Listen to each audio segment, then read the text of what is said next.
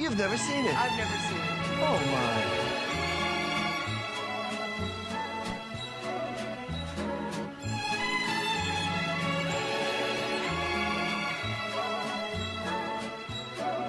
my. Welcome, one and all, to the second episode of the Year of Genre Films. Today, Tony, we are going back. But no, Tony, not just back to the year 1972, the year prior to the release of American Graffiti, our last episode, but we are going back a whole different generation. While this film is released in 1972, this film is in fact a riff on the golden age of Hollywood and screwball romantic comedies. Oh, nice. For those of you who are uninformed, the screwball romantic comedy are typically starring some kind of odd couple, and not the traditional odd couple of two men, but an odd couple of a boobish man stuck in a hopelessly unhappy relationship as he runs into a wild and chaotic and free spirit of a woman. Some of the earliest rom-coms fall into this tradition of the screwball comedy, including the inspiration for today's film, one I know you're familiar with, Howard Hawks' Bringing Up Baby, the film starring Cary Grant and Katharine Hepburn, as they go and they try and find and raise and fall in love with a leopard. A big cat. A big fucking cat. Dinosaur bones ensue. Love happens. Chaotic wackiness. It's beautiful. It's a Howard Hawks movie, so obviously it's fucking great. Now, with all that being said, and that film sort of serving as the inspiration for today's film, it's a quasi-remake. Okay. I have to ask you, as I hold this up, Tony, this is the film canister of destiny. On the last episode, I pulled the film out of a pillow. Yes. Or you did. But like Plagueis and Palpatine conjuring Anakin Skywalker from the Force, I've taken this canister and forced all of my love and beauty into it instead of my hatred and malice. Uh-huh. And we now have the film canister of destiny, and it's by Kodak, so you know it's legitimate. Oh, shit. So that's the real deal. Okay, let me see that shit. Give me that shit. So I just break into this, right? There's Yeah. no magical spell that will fucking suck my soul No. into it. No. Gentle. Just watch out for the asbestos. God. All right. Oh, fuck. That's how you know it's magical right Yeah, here. we got the red room. Let's see it. Barbra Streisand, Ryan O'Neal in What's Up, Doc? Today, Tony, we are watching Peter Bogdanovich's classic screwball comedy and remake of Bringing Up Baby, as you already said, starring Barbra Streisand and Ryan O'Neal, two of the most attractive people in all of Hollywood of the 70s. What's up, Doc? This film is directed and co-written by Hollywood New Wave golden boy Peter Bogdanovich, as I said earlier. I have gone on my way to show you some of his stuff and also, coincidentally, some of Ryan O'Neal's stuff. Okay. Peter got his start being a teenager sneaking onto Hollywood film sets, much like the Steven Spielberg of yore, and forming friendships with classic filmmakers like alumni of the show, Orson Welles. This is his third original narrative feature, following Target's and Last Picture Show, a film that I've shown you off camera already.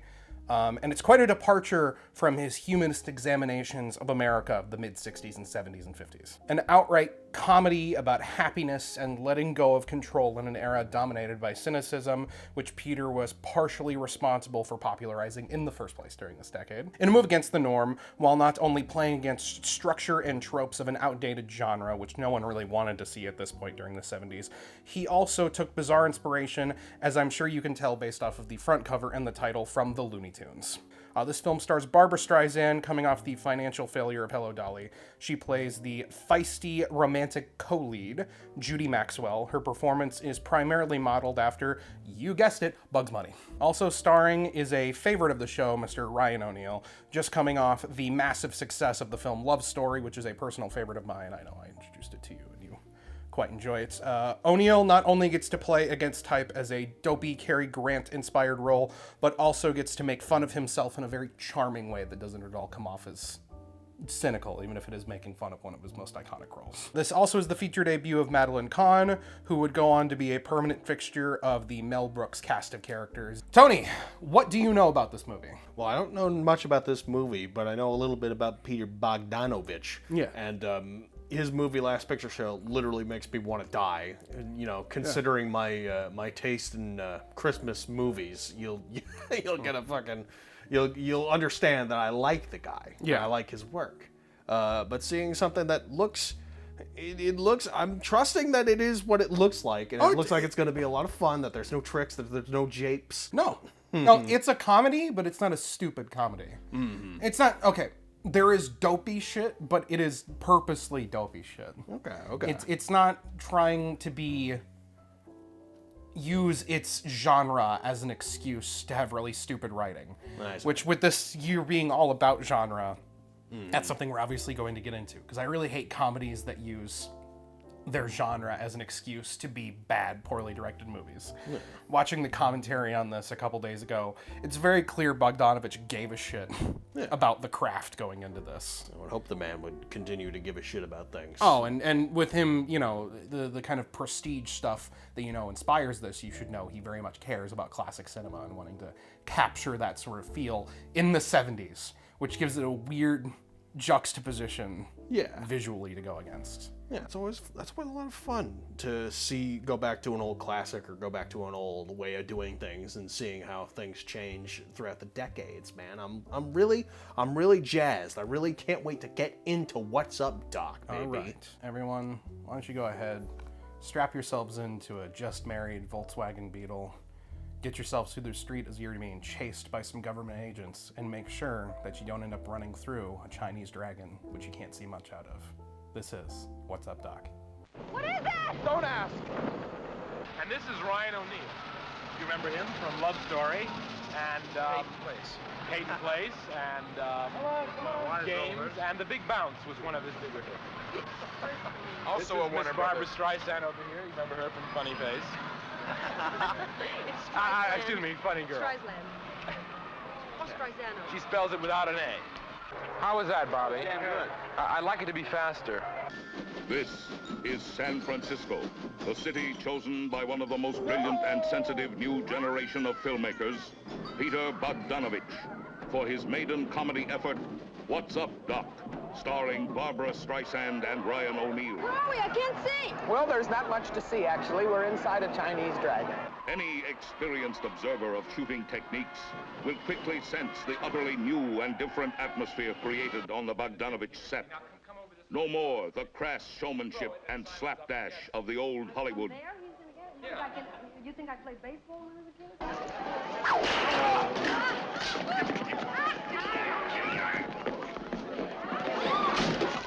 Hello. Hello. Who are you? I'm Peter Bogdanovich. What's the picture you're making? This little picture we're making today is What's Up, Doc? called What's Up, Doc? See what I mean? It goes boom and then comes back and you have to get out of it. Yeah. Okay. All right.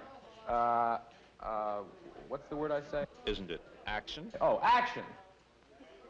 I can't find my rocks. Let's grab the cases. Which ones? All of them. Here, too, none of the catch-as-catch-can, do-it-anyway attitudes of former filmmakers. Print. Here, instead, is a skilled artist, sophisticated in his craft, using the camera as Heifetz uses a Stradivarius. The relationship between star and director is no longer, as in the old days, one of master and slave. Here, mutual respect between the artist-director and the artist-stars make possible an exquisitely honed response. Must remember this. C minor 7th. A kiss is still a kiss. In a rare glimpse of two artists at work, we are afforded an insight into how director Peter Bogdanovich, working with stars Barbara Streisand and Ryan O'Neal, can manage to put these two performers together and create that almost indefinable thing, which is most simply described as a motion picture called What's Up, Doc?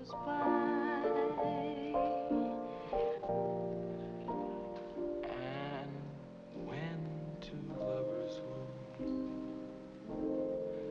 they still say, I love you. On that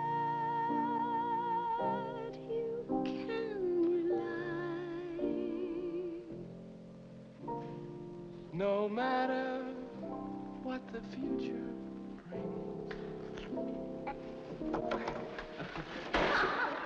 No matter what the future brings.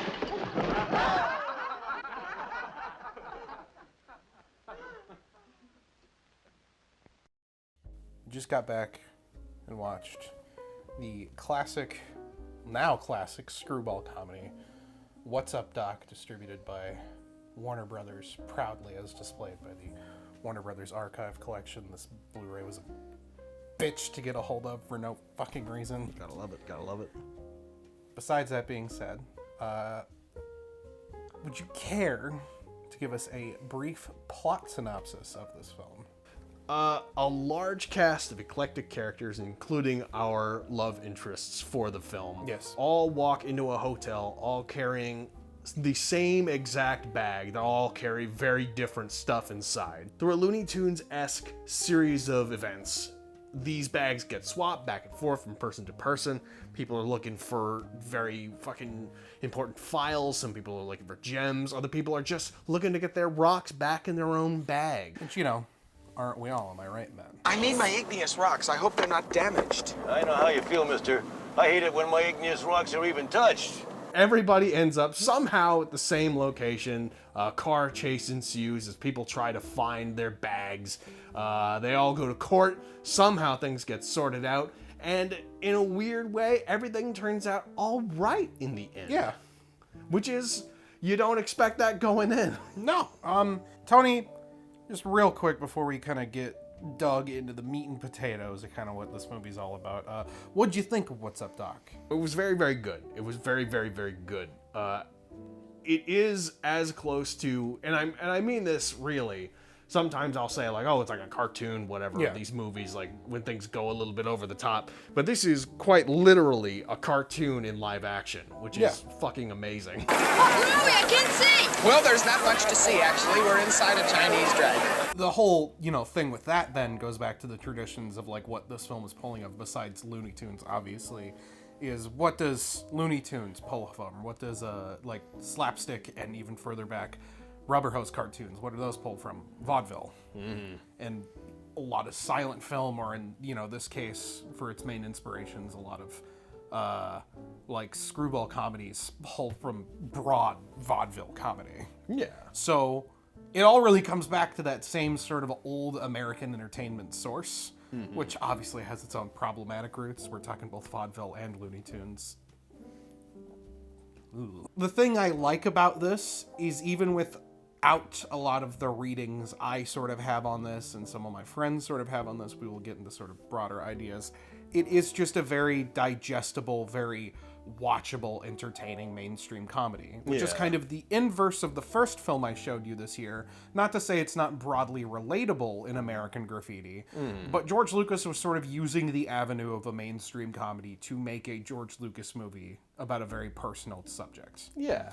Peter Bogdanovich, at this point, even though it was filming while Last Picture Show was like coming out, was kind of using his power and influence that he had gained from making Targets and eventually Last Picture Show to make something very broad that at that point in the 70s, the studios probably weren't all like hugely keen on, especially if you're looking at someone like Barbra Streisand's career. She had just done Hello Dolly, which was sort of the death nail of the big studio musical touring roadshow film. Yeah. That film failed so much. Regardless of its quality, I know that film is very controversial with how some people feel about it and its sort of legendary status. It was a big financial failure. And not to say that put Streisand in a career rut, but it did kind of have this vibe to it that like she was poison to musicals.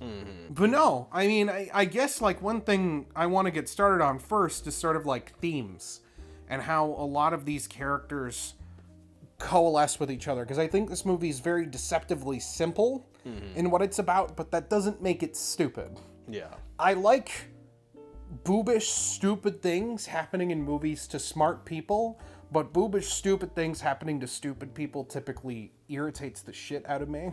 It requires some smarts to make the boobery work, Yes. is the thing.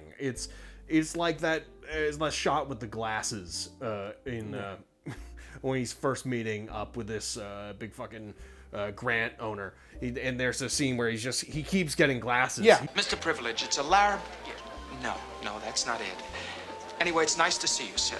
Thank you. I don't drink.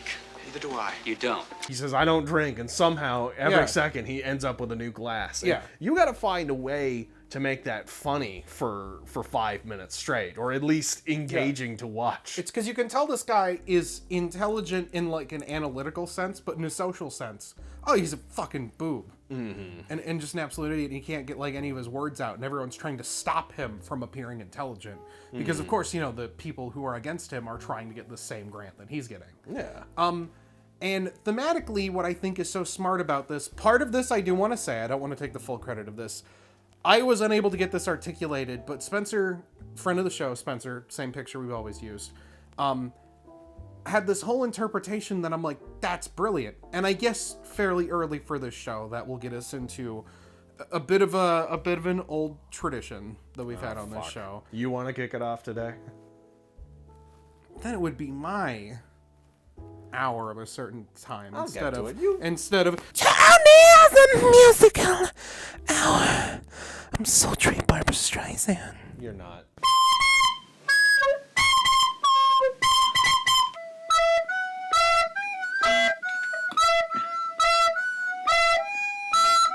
The music plays into the basic, I would say, thematic structure of this. Not necessarily the music in the film, although we will get to this with you talking about it. Barbara Streisand does some lovely covers throughout this movie. She has obviously a very beautiful voice and is extremely talented, and she's the most beautiful woman in the world in this movie. But that being said, thematically, what is this movie about at its core? This is about a man who looked back at the period of early man and said, this group of people figured out how to make music with igneous rocks. I believe I can prove that actual melodies, crude of course, but melodies nevertheless, based on a diatonic scale similar to the Norse Vendigum chants, Oh, I love those old Vendigums. really existed as far back as 7 million BC. Ostensibly cavemen bashing rocks together to make beautiful noise. Okay. And his relationship that he's currently in is about two unhappy people that is the opposite of that in a modern sense. It's very controlled, scheduled. They're just complete opposites, and he's unhappy, she's unhappy because she can't control him, but in a way that's like if she had another man, which like you said by the end of the film, she very much gets that was like into that, it would sort of be something that would work out. But Ryan O'Neal's character doesn't really thrive off of that. Okay. He's not really an impulsive person, but he responds well, as we see when he meets Judy, to impulsivity, even if it stresses him out. His entire thing is, chaos makes beautiful music. Well, what is it more than their relationship, chaos making beautiful music? A kiss is still a kiss. Yeah, no, he's the kind of guy that just kind of goes along with things, and you sort of need somebody like that to follow, like a really crazy lead or something. You need for every great like guitar player, for every great like jazz pianist, there's always like, you got your backups that just kind of go along with things and figure out how to build up the structure of a song around like all these ideas. Just testing a theory how it has about vocal reverberation under spinal pressure. What? Vocal reverberation under spinal pressure? You know, VRUSP. Oh, of course. Yes, I think I read a monograph on that. Judy, as a character, I guess we're talking about characters here. As I said, he's very nebbish and scared and doesn't know how to do anything, but he has this theory about rocks. And she is, I would say, impulsive, but also a brilliant improviser. She says whatever comes out of her mouth, but she has so much charm because she's Barbara Streisand. Yeah. She has this Bugs Bunny-esque fucking energy that people just kind of go along with whatever she's saying, to the point where she's the reason that he gets the grant. She's the reason they take interest in his thesis. Yeah. In the first place. And it's like, together, they make a beautiful song, and then that becomes very literal about 3/4 of the way through the movie. On that you can rely.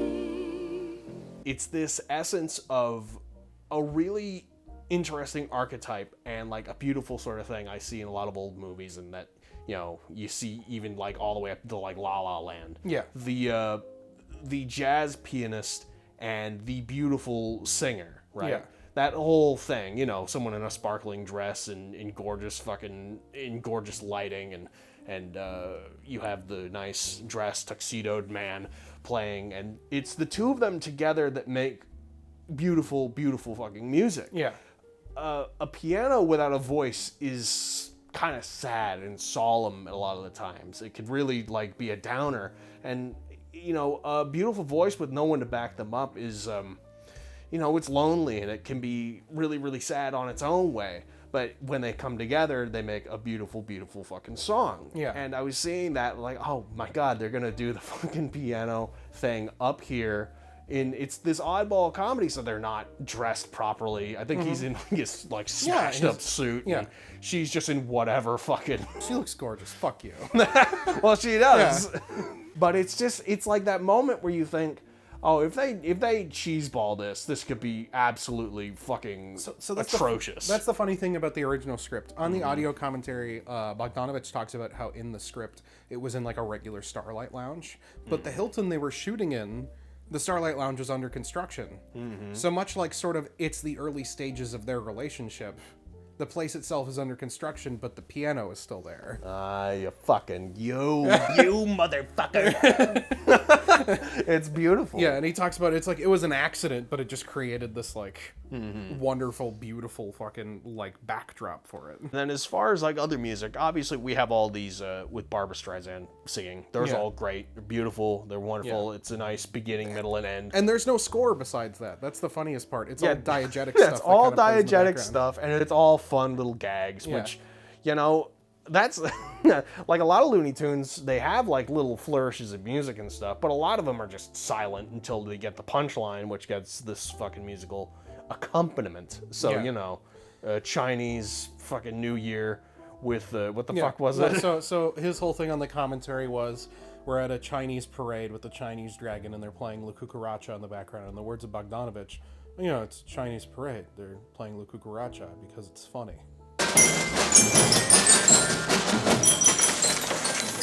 No! Disconnect.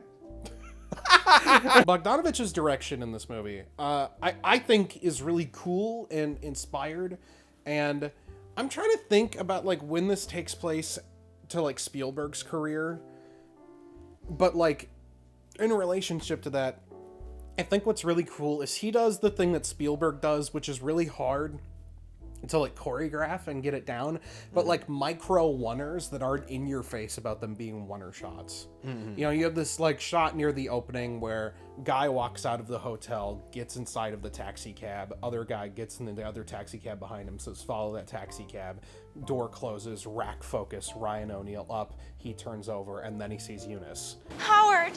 That's like a minute and a half shot. Yeah, it's very interesting to look at, and you know, you put the effort in, it looks very, very interesting. People wouldn't be able to point it out just on, you know, your casual viewer, but it's interesting. They'd be like, something's really nice about the way that shot moves. It flows, and it's the same thing with like Barbra Streisand's like opening shot, to where it's like, you know, we're focusing so much in the opening on these 4 bags and sort of getting that piece of the plot introduced as we're introducing our characters. And the first shot you get is her bag, and then it, you know, sort of pans over and you see her body, and then it pans over to the window and you see her face reflected in the window. And you brought up even in the moment, you're like, that's a really cool shot. And then it rack focuses to the dude's face making the pizza. There's filmmaking there to sort of complement the comedy that you could very easily break down into simple shots. And I guess this is sort of what I talked about, like when we were talking about Austin Powers and sort of the modern comedy issue. You don't have to make your comedies ugly. Yeah. You don't have to make them lack energy. It's not an excuse. No. You totally can just do good. And like every Austin Powers movie, while it does have sort of a vibe and these like small moments of like trying to articulate the 60s vibe to it, it still is very static, and at the end of the day, like, it's shot on like high contrast film, but there's not much interesting going on. Yeah, Goldmember, I think one of the best scenes is when they go back into the 70s and they put like a whole fucking bunch of effort into making it look like that and doing camera work and all this sort of stuff, and it's fun. It's cool and it's fun, but then it's like, that's all you get. And then they go back to the general formula because they were just doing that for a gag. But, you know, sort of in that direction, we then have the integration of that Spielberg-esque oneer with the sort of staples of classic comedy. You know, you've already brought up the car chase sequence. But the car chase sequence is like the premise of a classic comedy, to where there is an object that we all have to get, but then it's shot like fucking Bullet.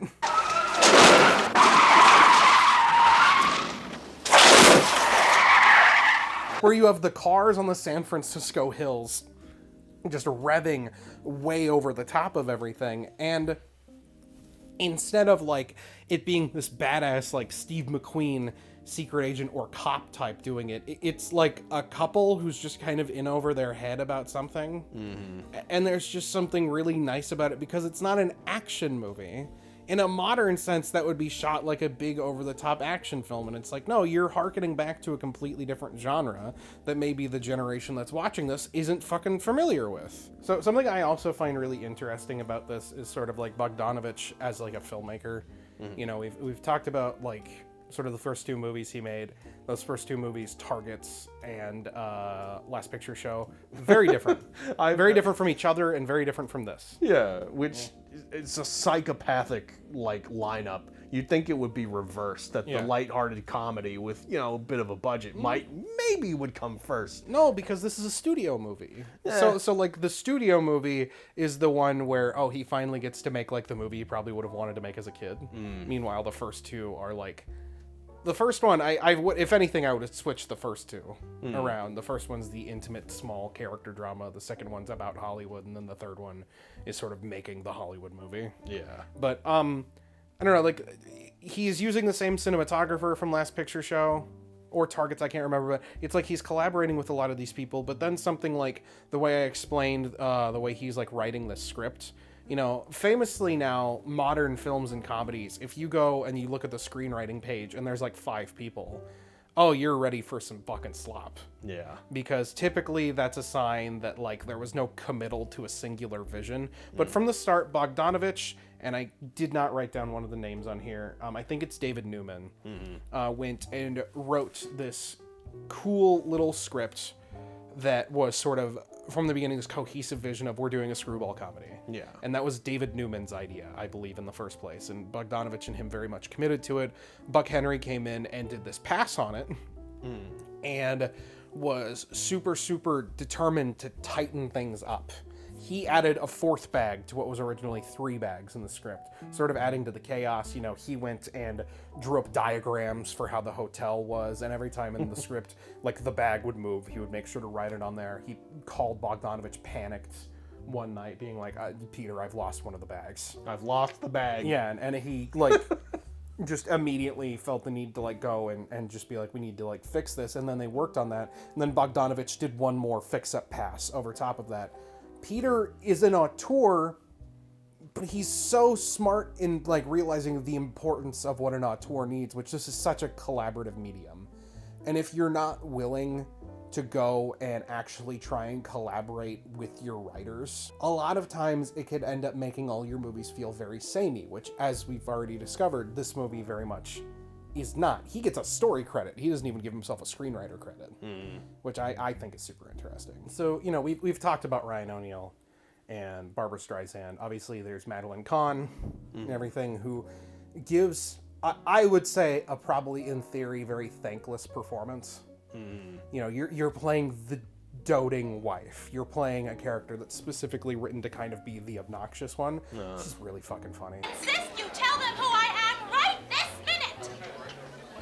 I never saw her before in my life.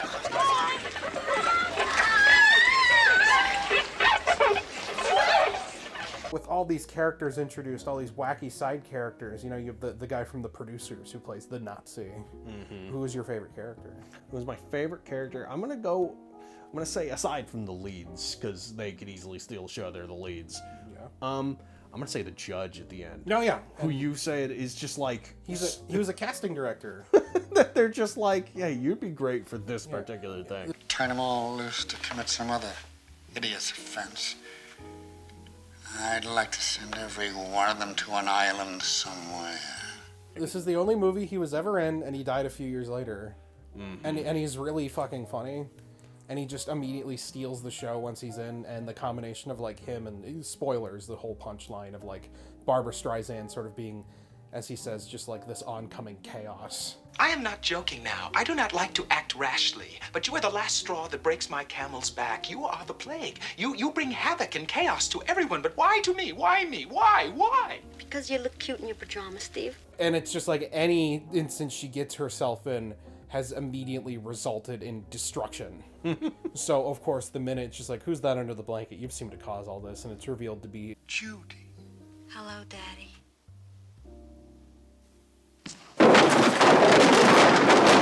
the desk just immediately fucking collapses. Yeah. It's fucking perfect. That's great. Now, you were like, oh, well, not counting the leads. I'm counting the leads. Okay. As much as Ryan O'Neal and Barbara Streisand are pretty much equal with me up there, Streisand's performance in this is so fucking iconic. What's up, Doc? I beg your pardon? We've got to stop meeting like this. And she needs Ryan O'Neal as a straight man. He's really fucking great, and he probably gets some of the best overt, like, fourth wall breaks in the movie, including literally his final shot. Love means never having to say you're sorry. That's the dumbest thing I ever heard.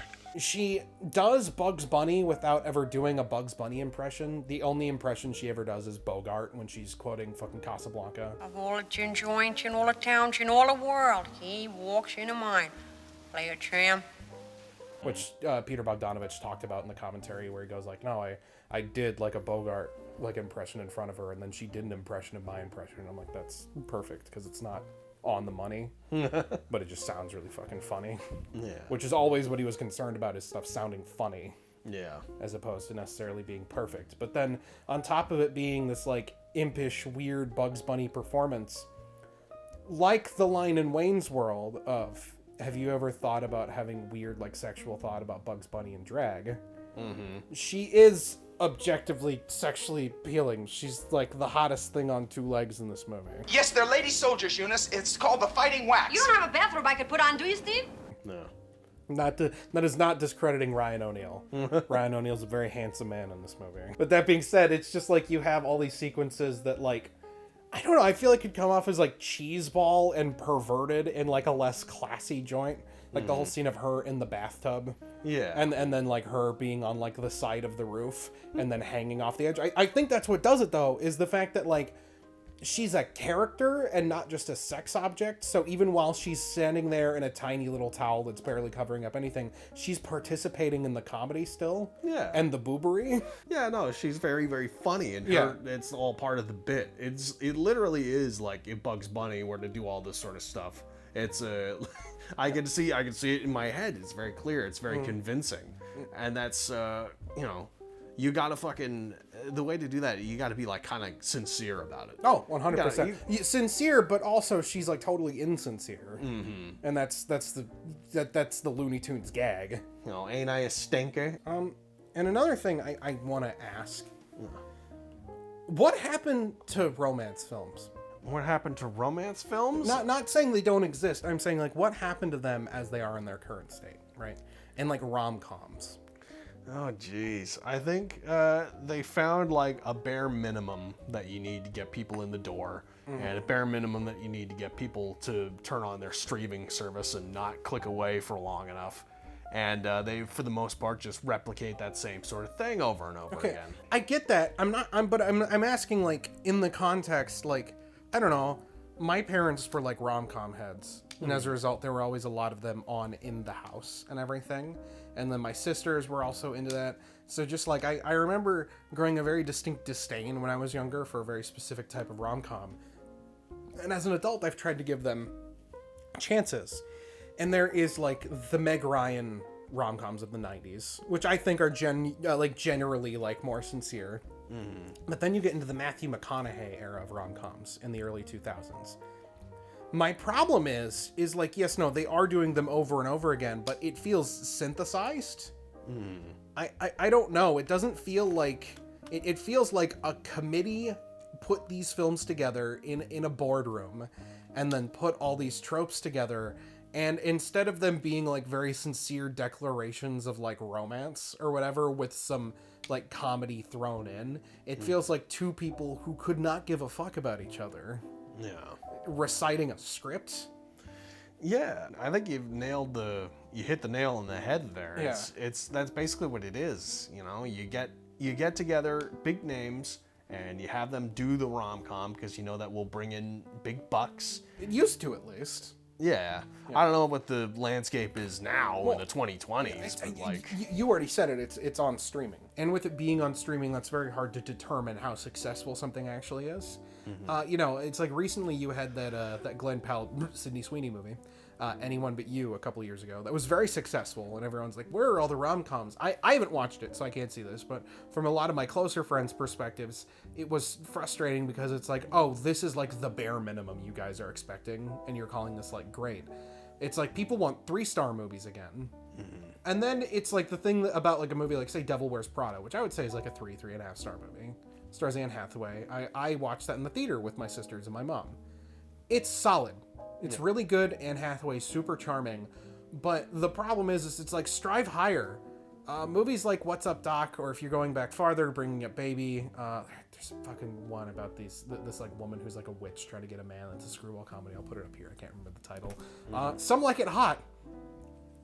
It's like they're afraid to be gag-based comedies about like smart, interesting people, and they're so focused on like normal people, and they make ironic jokes, and they're so smug and insincere about everything they say, and I just find that personally super unappealing.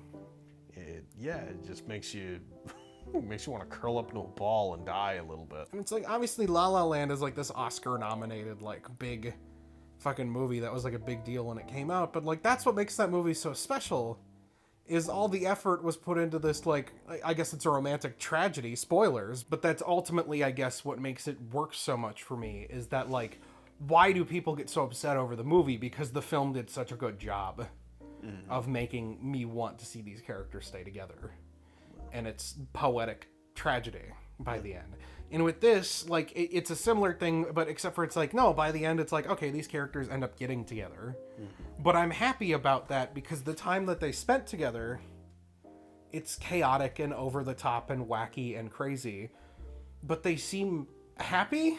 Yeah, I mean, I guess it's kind of a message to it that, you know, sometimes there's somebody out there that's that more suits you and you shouldn't settle, and maybe you should go out into the world and try and see new things. Find the person who's going to make beautiful music with you. Yeah. That's the whole fucking message, which once again, Spencer, thank you with your fucking sad face in these pictures for making that so clear to me. Because like, I don't know, that's just such a simple, concise thing. But it feels like that's just fucking lost, and I feel like all the comedy that's like available to put in these movies now is just this like snarky fucking thing, because like, I don't know if that's all people can relate to, but it's like sincerity is like cringe now, and it just... It's irony poison, and they've been cooking it up for the last 20 years. Sorry to tell you. I know, and it's just, it's really fucking upsetting. And with that, and all these like messages and the themes that we've talked about, I ask you, like I did last episode, does genre matter, Tony? I mean, once again, genre, in this case, genre, I don't know if it matters at all. No. Because it's just... I don't know, you could just tell your girlfriend or your loved ones or fuck, your whole family, and just be like, there's this really good movie, we should go watch it. And you could just bring them out, and it'd be a good time. There's something for everybody in this film, you know? It's a really good time, and it's not fucking cheesy about it, and it's not being an asshole about it. It's just a good show. And you'd like to have that. I'd like to have a nice show on. This is a good case for broad entertainment. I've been looking into this sort of thing. People have kind of like figured out how to make their own like broadcast televisions at home. It's this cool whole setup. You use like Raspberry Pis or computers or whatever. And basically you just have set programming. And they gather up all their stuff, they put it on this thing, and it's just set programming. It just plays out all these nice things. If you tune in and catch something, you get to catch it, and you miss it, you miss it. The fact that people are like going out of their way by the tens of thousands across the fucking world to create this thing that, you know, just brought entertainment to people instead of having infinite choice all day, every day.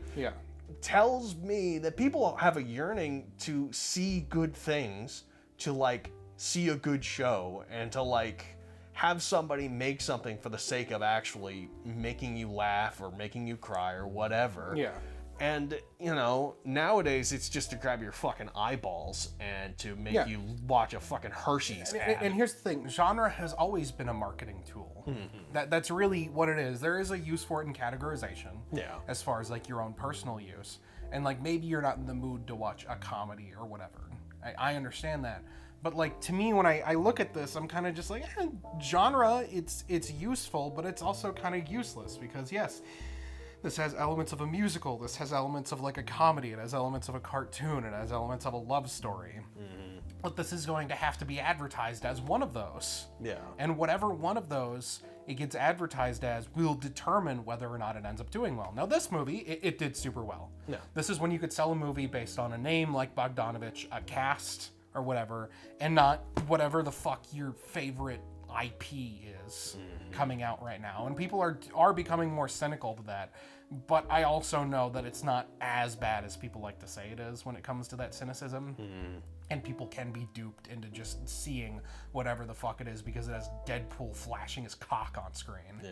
And I don't know, like that just becomes really exhausting. And I guess like what I appreciate about something like this is it is trying to be very specific in the genre that it's creating. But as a result, it shows how pointless genre is as a fucking whole. One of my favorite ongoing gags in this, which is in the opening. This is less so of like a favorite gag and more so a running joke. Ryan O'Neal and his igneous rocks. Yeah. These are clearly a fucking motif for his testicles. His balls. Yes, and throughout the film, everyone else keeps taking his fucking rocks. Yeah. You know. I'll hold on to those, dear. Yeah, Eugene keeps talking about like wanting his rocks and being like, I'll protect your rocks. And then eventually his rocks get taken by the bad guys. And then the rest of the film is about getting his balls back. Right down to the ending motif of the judge slowly taking his metal testicles and swirling them in his hands. But then you have like one of the best My Rocks gags in the movie. What's that? That's a bath, Eunice. I was going to take a bath. Since when have you taken bubble baths? It came out of the faucet that way, Eunice. Why are your rocks in the bathroom? I don't know. I wish I did, but I don't. I really wish I knew. No, it's great. It's absolutely fucking perfect. And that sequence is great. And this fucking movie is great. Ryan O'Neal, fucking Peter Bogdanovich, rest in fucking peace. Ryan O'Neal, you were not in enough. It makes me sad that you just decided to like leave Hollywood or movies and only take very selective roles, but also good for you. That was What's Up, Doc? And that was the second episode of the year of genre filmmaking. Tony, I'm happy you had a wonderful time. At least I hope you did. And I hope you have a wonderful time. You haven't seen What's Up, Doc? I'm sorry we spoiled stuff, but go ahead. Please watch What's Up, Doc. And come on for my next episode where, you know, maybe we're going to enter the era of being a little childish, watching something that you would have really been happy to see with your parents in the year 1990.